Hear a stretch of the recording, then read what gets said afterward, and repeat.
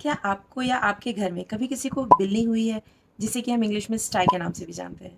Hello, good evening everyone, my self doctor Sonal Goswami और आज की क्लास में हम लोग जानेंगे स्टाई क्या होता है। स्टाई का मतलब होता है बिल्ली, जिसको हम हिंदी में बिल्ली के नाम से भी जानते हैं। स्टाई क्या होता है, क्यों होता है, इसको ट्रीट कैसे कर सकते हैं, इसको प्रिवेंट कैसे कर सकते हैं और सबसे इम्पोर्टेंट सवाल, क्या ये इन्फेक्शियस है?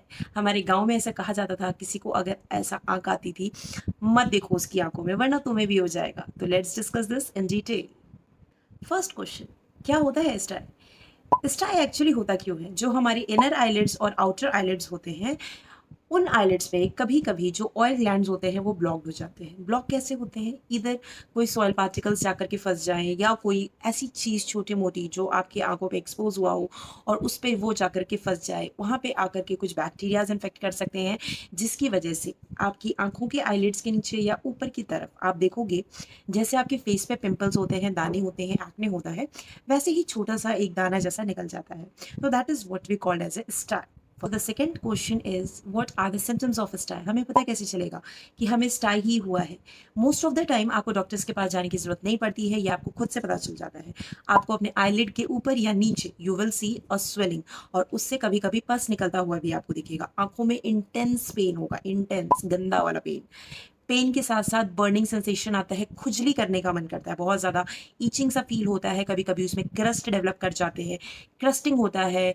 Fourth important point is light sensitivity. आप बहुत ज़्यादा सेंसिटिव हो जाओगे, बहुत ज़्यादा अगर एक्स्ट्रा लाइट आ रही है आपके पास, तो you will be very much sensitive to the light. And the next one is excessive tearing of the eyes, बहुत ज़्यादा आंखों से पानी निकलता है। Coming on to the third question, what are the risk factors of stye? किनको किनको हो सकता है? सबसे पहला, a previous history of stye. आपने सुना होगा या आपने खुद भी एक्सपीरियंस किया होगा, अगर आपको स्टाई या बिनी एक बार हो गई है तो वो आपको लाइफ में कई बार होती है। तो yes, a previous history of stye is one of the risk factors. Second one is कि कोई भी आईलिड का इन्फ्लेमेशन हो आपके ऊपर आईलिड या फिर नीचे वाले आईलिड्स में, जिसको हम ब्लेफराइटिस के नाम से जानते हैं, तो उसके बाद भी आपको स्टाई हो सकता है। थर्ड, पर्सन डायबिटिक हो या फिर उसके बॉडी में कोई भी हार्मोनल चेंजेस हो सकते हैं, जैसे कि फीमेल्स में ड्यूरिंग मेंस्ट्रुएशन या फिर प्रेगनेंसी के समय, दिस इज वेरी कॉमन, क्योंकि उनकी बॉडी में बहुत सारे हार्मोनल चेंजेस ऑलरेडी हो रहे होते हैं। हार्मोनल चेंजेस के अलावा इंक्रीज इन कोलेस्ट्रॉल लेवल, अगर आपकी बॉडी में कोलेस्ट्रॉल लेवल बहुत ज़्यादा बढ़ गया है, you are taking very very oily foods and everything, तो भी इस टाइप को आप एक रिस्क फैक्टर प्रूव हो जाओगे। अब सबसे इंपॉर्टेंट क्वेश्चन, इसको हम ट्रीट कैसे करेंगे? ट्रीटमेंट मोडालिटीज़ क्या होती हैं? तो ट्रीटमेंट में सबसे पहले हम कुछ डोंट्स पढ़ेंगे एंड कुछ डूज पढ़ेंगे। तो what are our don'ts? Don'ts में हमें क्या क्या सी तीन चीज़ें नहीं करनी है। सबसे पहला, उस जगह पर जहाँ पर हुआ है वहाँ पे आपको रब नहीं करना है। दूसरा, आपको अपने जो भी पिंपल्स जैसा आपको लगेगा कि पस है, जैसे कहीं और पे हमें पिंपल्स होते हैं, हम उसे तोड़ देते हैं, उसे हम फोड़ देते हैं, पस निकालने की कोशिश करते हैं, ये काम आपको आंखों में नहीं करना है। And the third most important thing, ऐसे समय पे कॉन्टैक्ट लेंसेज वेयर नहीं करनी है। तो ब्यूटी कुछ दिनों के लिए भूल जानी चाहिए पूरी तरीके से। What are the dos of stye? क्या क्या ट्रीटमेंट के लिए हम कर सकते हैं? सबसे पहला, फ्रीक्वेंट आई वॉशिंग, बार बार आंखें धोनी है ठंडे पानी से। इससे क्या होगा, आपकी आई को सूदिंग इफेक्ट मिलेगा, और अगर कोई पस डिस्चार्ज हो भी रहा होगा तो वो विथ टाइम जैसे जैसे आप वॉश करोगे वो क्लीन आउट होता जाएगा। Second most important thing is to do a hot fomentation. किसी भी चीज़ से, किसी भी गर्म चीज़ से आपको अपनी आंखों की दिन में 3-4 बार सिकाई करनी है, ताकि ये जो इरिटेशन इफेक्ट है, जो दर्द हो रहा है, वो सारी चीज़ें रिलीफ हो जाए। थर्ड इंपॉर्टेंट चीज, to take an eye drops. Eye drops में जो मोस्ट कॉमनली हम लोग देते हैं वो एंटीबायोटिक्स एंड स्टेरॉइड्स का कॉम्बिनेशन देते हैं, जिसमें कि polymyxin B, chloramphenicol and dexamethasone, ये तीन चीज़ों का कॉम्बिनेशन होता है। Eye drop with comes with a name of Ocupol DX. इसको हम लोग दिन में 2 बार एटलीस्ट यूज़ करते हैं, just to cure any infection. अगर कोई एंटीबैक्टीरियल इन्फेक्शन है तो वो हमें क्योर करने में हेल्प करता है। कई बार सीरियस ज़्यादा होता है, उसमें से पस डिस्चार्ज ज़्यादा हो रहा होता है, तो हमें ओरल एंटीबायोटिक्स भी लेने की जरूरत पड़ सकती है, जिसमें कि सफिक्सिम और azithromycin class we can give for 7 days around.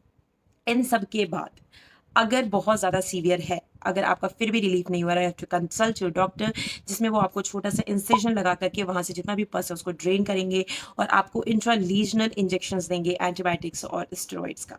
तो दीज आर 3 मेजर कैटेगरीज जिसके अंडर में आपका इसका ट्रीटमेंट चलता है। Now comes the most important and the most funny question among all, कि क्या ये एक आदमी से दूसरे आदमी पे फैल सकता है? मुझे इसे फ़नी कहने का मन इसलिए किया क्योंकि मैंने बचपन में ना बहुत सारी स्टोरीज़ सुनी थी, जिसमें गाँव में किसी को भी ये बिल्ली हो जाना, आँख आ जाना, ये सारी चीज़ें होती थी। तो ऐसा कहा जाता था, दूर से भी उनकी आँखों में मत देखो वरना तो तुम्हें भी हो जाएगा। तो फिर मेरा भी एक परसेप्शन ऐसा बना हुआ था, बट जब मैंने पढ़ाई करी तो मुझे बाद में ऐसा पता चला कि नहीं, आँखों में देखने से इन्फेक्शन नहीं फैलता है, ना ही आप उसके साथ खाना खा रहे हो, कुछ भी कर रहे हो, it does not spread any infection. The only thing जो हो सकता है वो ये हो सकता है कि अगर आपका स्टाई बैक्टीरियल इन्फेक्टेड है, तो उससे जो पस निकल रहा है, अगर वो आपके हाथों में बार-बार लग जा रहा है क्लीनिंग के बाद और उससे आप खाने खा ले रहे हो, इधर-उधर टच कर ले रहे हो, तो वो bacterial infection are high chances कि कहीं पे कोई स्किन बैरियर हो, तो वहाँ पे वो जाकर के इन्फेक्ट कर सकता है।